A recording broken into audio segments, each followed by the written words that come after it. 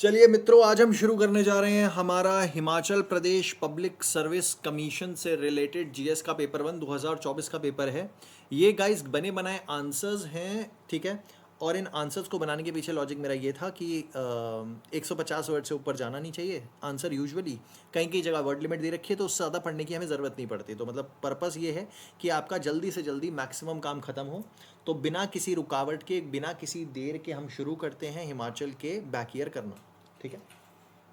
Particularly GS.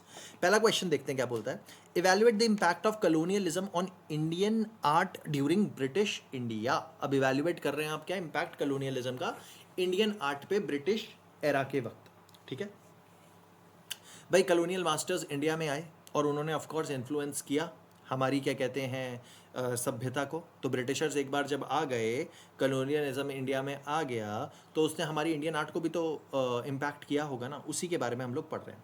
अब देखो 150 word में ये आपका आंसर है, ठीक है, HPPSC का। देखते हैं तो क्या बोलता है। Impact of colonialism on Indian art. तो colonialism significantly transformed Indian art during British rule, causing both disruption to traditional art form and emergence of modern hybrid style। तो ब्रिटिशर्स के वक्त में कलोनियलिज्म जब आया तो उसने ट्रांसफॉर्म कर दिया इंडियन आर्ट को ब्रिटिश रूल में। ये बात तो पक्की है। उसके बाद इसने डिसरप्शन भी किए ट्रेडिशनल आर्ट फॉर्म में और इमरजेंस भी आई मॉडर्न हाइब्रिड स्टाइल। अब कभी भी कोई बाहर की सभ्यता आपके देश में आती है, कोई भी कलोनियल गवर्नमेंट हमारे कंट्री में जब आती है, तो ऑब्वियसली वो इम्पैक्ट तो डालेगी और इम्पैक्ट डालेगी तो क्या होगा, डिसरप्शन होगा, साथ ही साथ क्या होगा, कुछ इंप्रूवमेंट भी होगा। तो मॉडर्न हाइब्रिड स्टाइल्स भी आपके सामने देखने को आपको मिले। क्या बोलता है। Traditional Indian art lost royal and temple patronage as British industrial goods replaced handmade crafts affecting livelihood of artisans. तो पहली चीज़ आपको इंडियन आर्ट के ऊपर, इंडियन आर्ट एंड कल्चर के ऊपर क्या इफेक्ट पड़ता है कि भैया जो ट्रेडिशनल इंडियन आर्टिस्ट थे ना, उनको रॉयल पेट्रोनेज मिलती थी। भाई साफ सी बात है, आपके जो राजा महाराजा थे वो वैल्यू करते थे, इनको वैल्यू दिया करते थे। अब भैया वो वैल्यू मिलना बंद हो गई क्योंकि ब्रिटिश इंडस्ट्रियल गुड्स ने रिप्लेस कर दिया हैंडमेड क्राफ्ट को, ठीक है। जो हाथ से बनी हुई चीज़ें थी वो इंडस्ट्रीज ने ख़त्म कर दी थी। उसी तरह इसने अफेक्ट करा लाइवलीहुड को भी। आगे देखते हैं। Prominent Indian painting style such as Mughal and Rajput decline due to reduce financial and cultural support from patrons. अब जो प्रोमिनेंट इंडियन पेंटिंग स्टाइल्स थी जो कि मुगल और राजपूतों के समय में हुआ करती थी, वो साफ सी बात है डिक्लाइन कर गई क्योंकि फाइनेंशियल और कल्चरल सपोर्ट उनको नहीं मिला, उनको पैटर्न नहीं मिले। तो पहले राजा महाराजा पैसे लगाते थे। उसी तरह हमने जो पहली चीज़ पढ़ी कि ट्रेडिशनल इंडियन आर्ट जो थी उसने लॉस्ट कर दिया, ठीक है, क्योंकि रॉयल और टेम्पल पेट्रोनेज खत्म हो गई थी। Art lost royal and temple patronage क्योंकि ब्रिटिश इंडस्ट्रियल गुड्स ने रिप्लेस कर दिया। उसी तरह प्रोमिनेंट इंडियन पेंटिंग स्टाइल्स जो थी, जो मुगल और राजपूती क्या कहते हैं आन बान शान को रिप्रेजेंट करती थी, वो डिक्लाइन हो गई क्योंकि फाइनेंशियल कल्चरल सपोर्ट पेट्रन से नहीं मिला। फिर कहते हैं British art school introduce western techniques including oil painting, realism and perspective influencing Indian artists.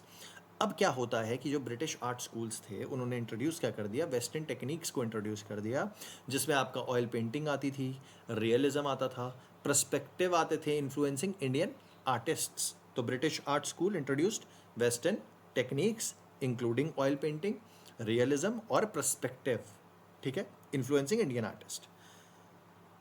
इनके आते ही आपकी टेक्निक बदली और रियलिज्म आने लग गया थोड़ा सा, ठीक है। तो पहले ये जो देवी देवताओं की तस्वीरें बनाते थे उससे हटकर अब ये समाज की जो एक्चुअल दिख रहा है उन एस्पेक्ट्स को लेकर आने लग गए। जो रियलिज्म के एस्पेक्ट्स हैं, मतलब जो प्रैक्टिकलिटी है, ठीक है, जो ऑब्जर्वेबल रियलिटी है, उसके ऊपर बात करने लग गए।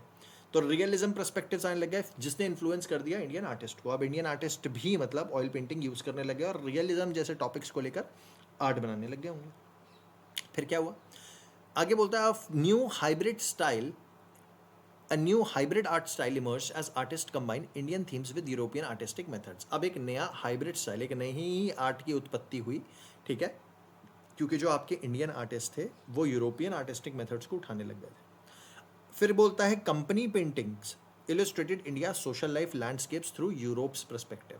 तो यूरोपियन पर्सपेक्टिव से इंडिया की जो सामाजिक स्थिति है या जो इंडिया का लैंडस्केप है सोशल लाइफ का, वो इलस्ट्रेट होने लग गया कंपनी की पेंटिंग्स में। तो जो कंपनी से रिलेटेड पेंटिंग्स थी, जो भी कंपनी की पेंटिंग्स थी, मतलब जो ईस्ट इंडिया कंपनी के कंटेक्स्ट में बात हो रही है, तो जो भी कंपनी पेंटिंग्स थी उनमें यूरोपियन पर्सपेक्टिव था कि भाई यूरोपियंस हमें कैसे देखते हैं। जैसे मान लीजिए कोई इनको दिख रहा हो कि कोई भूखा नंगा बैठा है पेड़ के नीचे, ठीक है, या कुछ औरतें मटके में पानी लेके जा रही है, तो यूरोपियंस कैसे देखते हैं इंडियंस को, वो चीज़ झलकती है कंपनी पेंटिंग्स में।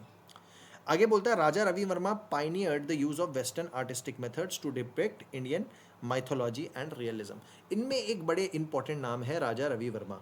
ये जो राजा रवि वर्मा थे, इनको वेस्टर्न आर्टिस्टिक मेथड्स बहुत बढ़िया से आते थे, ठीक है।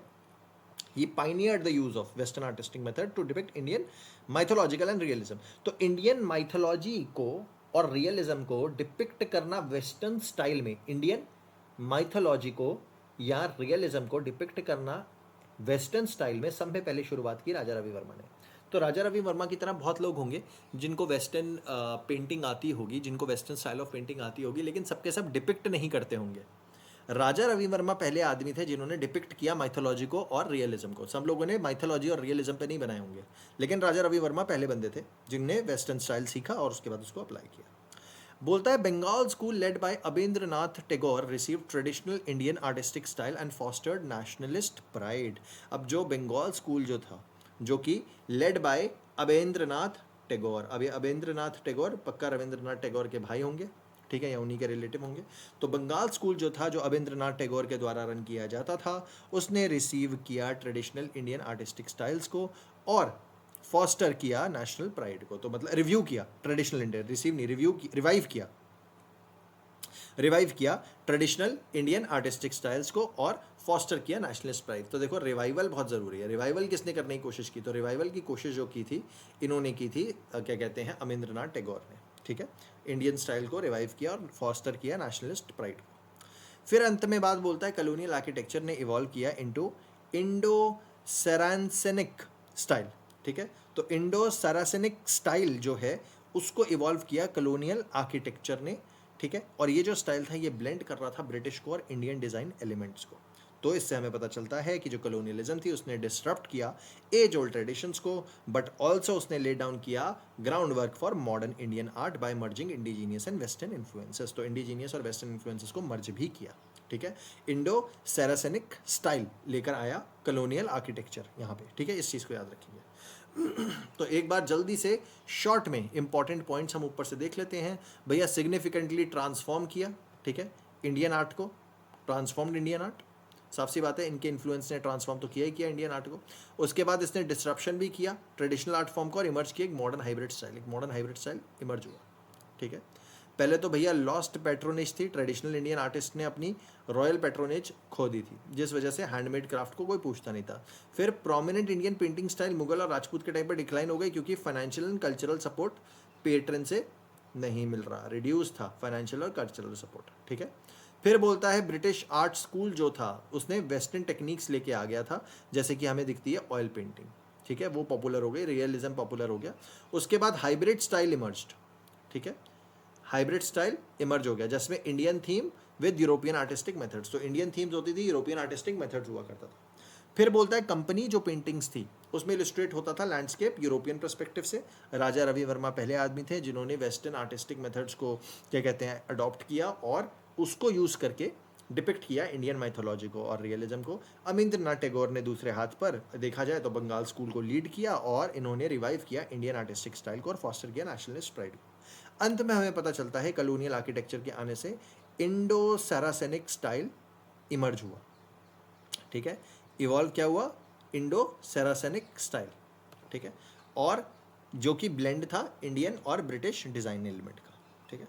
तो एज ओल्ड ट्रेडिशन को तो ख़त्म किया ही किया, डिस्टर्ब किया ही किया, जो कि गलत था। लेकिन साथ ही साथ एक चीज़ ये भी होती है ना कि कोई नई चीज़ इमर्ज होती है, तो अब क्या इमर्ज हुआ, हाइब्रिड स्टाइल इमर्ज हुआ। आगे बढ़ते हैं। क्वेश्चन नंबर 2 बोलता है trace the development of social and religious reforms in western India during 19th century. अब आप ट्रेस कीजिए कि कैसे डेवलप हुए सोशल और रिलीजियस रिफॉर्म वेस्टर्न इंडिया में ड्यूरिंग 19th सेंचुरी। देखो सोशल मतलब सामाजिक और धार्मिक रिफॉर्म्स तो बहुत हुए हैं, और हमारे वेस्टर्न इंडिया, जैसे कि आपके वेस्टर्न इंडियन स्टेट कौन कौन से हैं, वेस्टर्न इंडियन स्टेट्स हमारे हो जाते हैं जैसे आपका हो गया महाराष्ट्र हो गया, ठीक है, और फिर आपका कर्नाटका वगैरह हो गया, गुजरात वगैरह हो गया, वेस्टर्न साइड पे है ना, तो वेस्ट साइड की बात कर रहा है, ठीक है। तो वेस्टर्न इंडियन स्टेट्स में कैसे आपके सामाजिक और आर्थिक रिफॉर्म्स हुए उसके बारे में बात कर रहा है 19वीं सदी में, डेवलपमेंट को हमने ट्रेस करना। कहता है the 19th century witness significant social and religious reforms movements in western India aimed at eradicating social evils and reviving national spirituality. तो यहाँ पे हमें पता चलता है कि 19th सेंचुरी ने विटनेस किया था सिग्निफिकेंट सोशल और रिलीजियस रिफॉर्म मूवमेंट्स। क्या हुआ है 19th सेंचुरी ने क्या किया है? 19th सेंचुरी ने विटनेस किया है that there were significant social and religious reforms, मतलब सामाजिक और क्या कहते हैं आपकी धार्मिक लेवल पे बड़े रिफॉर्म हुए हैं वेस्टर्न इंडिया में, जिसने सामाजिक बुराइयों को, ठीक है, सामाजिक बुराइयों को ख़त्म किया है, eradicating social evils and reviving rational spirituality और लॉजिकल स्पिरिचुअलिटी को रिवाइव किया है। तो इरेडिकेट किया है सोशल इवल्स को, सामाजिक कूटरीतियों को ख़त्म किया है, ठीक है, और साथ ही साथ रिवाइव किया है रैशनल स्पिरिचुअलिटी, एक लॉजिकल स्पिरिचुअलिटी को इवॉल्व भी किया है, रिवाइव भी किया है। अब पढ़ते हैं important aspects. Reformers like Jyotiba Phule challenged caste domination and untouchability. Marathi थे, महाराष्ट्र साइड के थे, है ना। Reformers like Jyotiba Phule challenged caste discrimination and untouchability, promoting education for marginalised community including women and lower caste. अब इसमें सब में पहला नाम आता है आपका ज्योतिबा फुले का। ज्योतिबा फुले जो साहब थे हमारे, उन्होंने बहुत सारी मार्जिनलाइज्ड कम्युनिटी को फ़ायदा दिया, ठीक है, जिसमें औरतें, बच्चे, सबके बारे में बात होती है। तो रिफॉर्मर्स जैसे ज्योतिबा फुले थे, इन्होंने चैलेंज किया कास्ट डिस्क्रिमिनेशंस को और अनटचेबिलिटी को, कि भैया जो समाज में हमारे जातिवाद बढ़ा हुआ है ना, तो कास्ट डिस्क्रिमिनेशन है और अछूत भी चलते थे, ठीक है, छूत अछूत का भेद था। तो साफ सी बात है उस चीज़ को ख़त्म किया गया और प्रमोट किया एजुकेशन को मार्जिनलाइज्ड कम्युनिटीज़ के लिए, जिसमें औरतें और नीची जाति के लोग हुआ करते थे। तो औरतों को भी पढ़ाओ और जो लोअर कास्ट के लोग थे उनको भी पढ़ाओ, ये थॉट था उनका।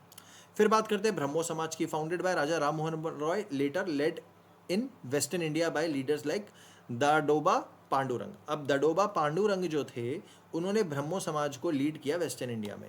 ब्रह्मो समाज के फाउंडर तो बंगाल साइड के थे, राजा राम मोहन रॉय, लेकिन इसको लीड करने वाले जो थे वो दाडोबा पांडुरंग थे वेस्ट में। एम्फसाइज किया मोनोथियज्म, कि मतलब मूर्ति पूजन को क्या कहते हैं, कहते तो थे ही भैया ये मूर्ति पूजन मत करिए, तो वही है एम्फसाइज मोनोथियज्म, और एक भगवान की पूजा करनी चाहिए और मूर्ति पूजन नहीं करनी चाहिए, मतलब निराकार स्वरूप की पूजा करनी चाहिए। Emphasize monotheism, rejected idolatry and campaigned against practices like sati and child marriage. तो इन्होंने कैंपेन चलाए सती और चाइल्ड मैरिज के अगेंस्ट। मोनोथियज्म कहते थे, ठीक है, और आइडोलेट्री को रिजेक्ट करते थे, ठीक है। तो ये बुत परस्ती को हराम मानते थे, ये बोल सकते हो कि भैया बुतों की पूजा करना गलत है, रिजेक्ट करते थे कि भैया मत करिए मूर्ति पूजन। और दूसरी चीज़ मोनोथियज्म, मतलब एक ही धर्म में, मतलब एक ही भगवान में विश्वास करते थे, ठीक है। तो और साथ ही साथ दाडोबा पांडुरंग ने सती प्रैक्टिस और चाइल्ड मैरिज, इन दोनों के एस्पेक्ट्स को क्रिटिसाइज किया। फिर आती हैं सावित्रीबाई फुले। सावित्रीबाई फुले जो थी वो क्या कहते हैं, आप बोल सकते हैं कंपेनियन थी ज्योतिबा फुले की। और सावित्रीबाई फुले जी ने पाइनियर किया फीमेल एजुकेशन को, वर्क किया along Jyotiba Phule to uplift oppressed classes, ठीक है। फिर आगे बढ़ जाते हैं प्रार्थना समाज। प्रार्थना समाज में, अब देखिए प्रार्थना समाज में क्या हो रहा है, सब में इंपॉर्टेंट है प्रार्थना समाज के लोग जिन्होंने सोशल रिफॉर्म किया, विमेन विडो रीमैरिज के ऊपर बात करी। कास्ट इक्वलिटी के बारे में तो हर कोई ऑलमोस्ट बात कर रहा है, लेकिन विडो रीमैरिज खास था इनका प्रार्थना समाज का, ठीक है। तो इस चीज़ को आप याद रखेंगे, ठीक है। और प्रमोट करा स्पिरिचुअल रीजेनरेशन, कि भाई स्पिरिचुअली रीजनरेट हुई है, ठीक है। अब क्या कहते हैं, फिर से जागिए, फिर से उत्पत्ति लीजिए, स्पिरिचुअल लेवल की जो वो है ना, क्या कहते हैं, जो खत्म हो गया स्पिरिचुअल लेवल लोगों के अंदर का, अध्यात्म जो खत्म हो गया, तो अध्यात्म का, ठीक है, पुनर्जागृति इन्होंने करवाई, ठीक है। तो क्या बोलता है, प्रार्थना Samaj inspired by Brahmo Samaj, of course it was inspired by Brahmo Samaj and Brahmo Samaj was founded by Raja Ram Mohan Roy. तो Prarthana Samaj inspired by Brahmo Samaj focused on social reform such as widow remarriage and caste equality while promoting spiritual regeneration. तो कास्ट इक्वलिटी के बारे में बात करता है और spiritual regeneration के बारे में भी बात करता है प्रार्थना समाज। फिर बोलते हैं रिफॉर्मर्स, अगला पॉइंट बोलता है reformers advocated modern education, rational thinking, condemned superstitions, aiming to harmonise Indian traditions with contemporary values. तो ये जो रिफॉर्मर्स थे ये एडवोकेट क्या करते थे, किस चीज़ को प्रमोट करते थे, किस चीज़ की एडवोकेसी करते थे कि मॉडर्न एजुकेशन होनी चाहिए, रैशनल थिंकिंग होनी चाहिए, मतलब सोचने वाले की जो दिमाग है वो रैशनल होना चाहिए, और कंडेम करते थे किसे, सुपरस्टिशंस को कंडेम करते थे कि भैया सुपरस्टिशंस जो होते हैं उनको आप मत मानिए, ठीक है। तो they use to condemn superstitions aiming to harmonise Indian traditions and contemporary values. तो एम करते थे हार्मोनाइज करने के लिए इंडियन ट्रेडिशंस को और कंटेम्प्रेरी वैल्यूज़ को। फिर बोलता है the movement stimulated social awareness and laid the foundation of future nationalist struggles. तो ये जो था इसने मूवमेंट ने स्टिम्युलेट किया सोशल अवेयरनेस को कि लोगों के अंदर सोशल अवेयरनेस हो, ठीक है, सामाजिक अवेयरनेस आए लोगों के अंदर, ठीक है। और इसने ले किया foundation for future nationalist struggles कि भाई फ्यूचर में नेशनलिस्ट स्ट्रगल्स को फाउंडेशन ले कर दी इन्होंने कि भाई फ्यूचर में इसी बेसिस पे नेशनल स्ट्रगल होंगी। The social and religious reforms in Western India during 19th century played a crucial role in transforming society by promoting equality and rationality. आगे देखते हैं क्वेश्चन नंबर 3 क्या बोलता है। Write a critical note on peasant movement of Mandi and Kunihar princely state during 19th century. तो आपको peasant movement के बारे में बात करनी है मंडी की और कुनिहार प्रिंसली स्टेट की जो 19वीं सदी में हुई, ठीक है। क्रिटिकल नोट लिखना है पीजेंट मूवमेंट के संदर्भ में। तो क्या बोल रहा है, The 19th century peasant movement in Mandi and Kunihar princely state reflected local resistance against oppressive feudal and colonial policy affecting agrarian economy। तो 19वीं सदी की जो पीजेंट मूवमेंट थी और कहाँ हुई थी, मंडी और कुनिहार में जो हुई थी प्रिंसली स्टेट में, वो रिफ्लेक्ट कर रहा था कि लोकल लोगों का बड़ा ही रेसिस्टेंस है। क्योंकि क्या रहा होगा, क्यों भाई पीजेंट करेंगे, क्योंकि जो फ्यूडल लॉर्ड्स हैं वो ऑप्रेसिव रहे होंगे और कलोनियल गवर्नमेंट तो अफेक्ट करती थी अग्रेरियन इकोनॉमीज को, ठीक है। तो फ्यूडल लॉज बहुत ज़्यादा, फ्यूडल लॉर्ड्स जो थे वो इनके बहुत ज़्यादा ऑपरेसिव थे और कलोनियल पॉलिसीज़ जो थी उनकी एग्रेरियन कम्युनिटीज़ को अफेक्ट कर रही थी। पहली बात कैसे अफेक्ट कर रही होगी, टैक्सेशन नॉर्मल है, सब में इंपॉर्टेंट एस्पेक्ट है टैक्सेशन, तो टैक्सेशन की तो बात हुई होगी, सबको पता है। फोर्स लेबर कोई बहुत बड़ी बात नहीं है। एक्सप्लॉयटेशन बाय लोकल रूलर ये तो होता ही था, और लैंडलॉर्ड्स, ठीक है। तो साफ सी बात है, पहली बात तो हैवी टैक्सेशन, पहला पॉइंट आपका हो जाएगा फोर्स लेबर और exploitation by local rulers and landlords. आगे देखते हैं क्या इंपॉर्टेंट है। इन मंडी peasants protested against arbitrary revenue demands and malpractices of revenue officials demanding fairer tax assessment and relief। Sorry, तो यहाँ पे हमें क्या पता चलता है, मंडी में जो प्रोटेस्ट हुआ था वो क्यों हुआ था, क्योंकि आर्बिट्ररी रेवेन्यू डिमांड्स हुए थे और मैल प्रैक्टिस होती थी रेवेन्यू ऑफिशियल्स के द्वारा, और डिमांड ये थी कि भैया जो टैक्स असेसमेंट होनी चाहिए वो फेयर होनी चाहिए। टैक्स से रिलेटेड ही झगड़ा है, देखो, तो तभी ये पहला पॉइंट जो है ना वो सारी बातों को बोल दे रहा है। टैक्सेशन है, फोर्स लेबर और एक्सप्लॉयटेशन है, तो ऊपर आर्बिट्ररी रेवेन्यू डिमांड्स है, किसके द्वारा, रेवेन्यू ऑफिशियल्स के द्वारा, ठीक है। तो पीजेंट्स उसका तो करेंगी विरोध। उसी तरह Kunihar peasant obsessed excessive levies, अब देखो लेवीज टैक्सेशन की तरह ही होते हैं, opposed excessive levies and rent hikes imposed by ruling elite. अब कुनिहार प्रिंसली स्टेट में क्या था, मंडी में तो रेवेन्यू ऑफिशियल्स के खिलाफ लड़ाई हो रही थी, कुनिहार प्रिंसली स्टेट में रूलिंग एलिट के खिलाफ लड़ाई हो रही थी। जो भी रूलिंग एलिट थे, जो भी राजा वाजा रहे होंगे उस टाइम पे, वो एक्सेसिव लेवीज लगाते थे, ठीक है, बहुत सारे लेवीज लगाते थे। लेवीज भी एक तरीके के टैक्स होते हैं। तो अपोज्ड इन्होंने क्या किया कि अपोज किया है एक्सेसिव लेवीज को और रेंट हाइक्स को, जो रेंट बढ़ा देते थे, ठीक है। Fighting for their economic right and elevation of hardships, कि भाई अपने इकोनॉमिक अधिकारों के लिए, अपने क्या कहते हैं आर्थिक अधिकारों के लिए इन्होंने लड़ाई करी और एलिवेट करना चाहते थे अपनी हार्डशिप्स से, ठीक है, कि भैया खत्म हो जाए। Movements combined peaceful petitions and with sometimes violent protest. अब इसमें पीसफुल पिटिशंस भी होती थी कि भैया कुछ लिखित में देते होंगे, पिटिशंस देते होंगे, ठीक है। तो ये मूवमेंट्स कंबाइंड पीसफुल पिटिशंस कि भैया बार बार अर्जी लगाते थे मालिक के आगे, या कई बार वायलेंट प्रोटेस्ट भी होते थे, showing early political consciousness among peasants in the region. तो भाई शुरुआत से ही पॉलिटिकली कॉन्शियस थे। These agitations were significant in challenging feudal authority and laying the groundwork for later anti-colonial struggle in Himachal Pradesh. अब इसने क्या किया, चैलेंज किया फ्यूडल अथॉरिटी को और बाद में एंटी कलोनियल स्ट्रगल हमारे सामने आ गई हिमाचल में, ठीक है। तो अगर बात करें आप पीजेंट मूवमेंट की मंडी में, कुनिहार प्रिंसली स्टेट में, तो अर्ली एक्सप्रेशन जो था ये रेजिस्टेंस का फ्यूडल एक्सप्लॉयटेशन के खिलाफ था और ऑपरेसिव गवर्नेंस के खिलाफ था, जो 19वीं सदी में देखी जाती थी। अगला क्वेश्चन देखते हैं गाइस, बोलता है when can a hazard become a disaster, कब एक हैजार्ड जो है बच्चों वो डिजास्टर बन जाएगा। तो प्यारे मित्रों, कल तक तो ये चीज़ एक हैजार्ड थी और आज बन गई है डिजास्टर। कहते हैं भैया ये जो हैजार्ड है ना ये डिजास्टर बन जाएगा। इसका एक एग्जाम्पल देते हैं। तो क्या बोलता है, a hazard is a potential threat और danger that can cause harm to people. अब हैजार्ड क्या होता है, एक पोटेंशियल थ्रेट होता है या डेंजर होता है जो हार्म कर सकता है पीपल को, प्रॉपर्टी को या इन्वायरमेंट को। ठीक है, तो it is a potential threat और डेंजर, पोटेंशियल थ्रेट और डेंजर है। ठीक है, तो he is a hazard to the community, तो he is a potential threat और डेंजर टू द कम्युनिटी। ये डिजास्टर बन जाएगा जिस दिन ये कर देगा। However it becomes a disaster only when it impacts human life, property और इकोनॉमी। डिजास्टर तभी बनता है जब ये इम्पैक्ट कर दे। तो जब तक वो पोटेंशियल थ्रेट या डेंजर है तब तक वो हैजार्ड है।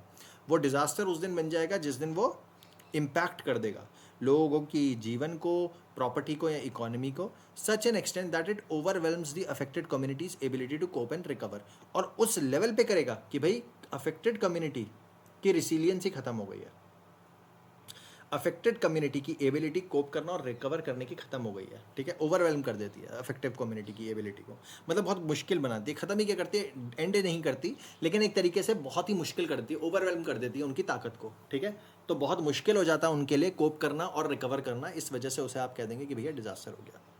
अब बोलता है hazard can be natural, earthquake, flood, cyclone और manmade, chemical spills, industrial accidents. अब हैजार्ड जो होते हैं वो कैन बी नेचुरल। ठीक है, if hazard occurs in an unpopulated और well prepared area causing little to no damage, it does not become a disaster. तो अगर हैजार्ड होता भी है किसी अनपॉपुलेटेड एरिया में या वेल प्रिपेयर्ड एरिया में और कोई डैमेज नहीं करता, ठीक है, causes little to no damage, it has not become a disaster. A disaster occurs when hazard causes significant destruction of lost life.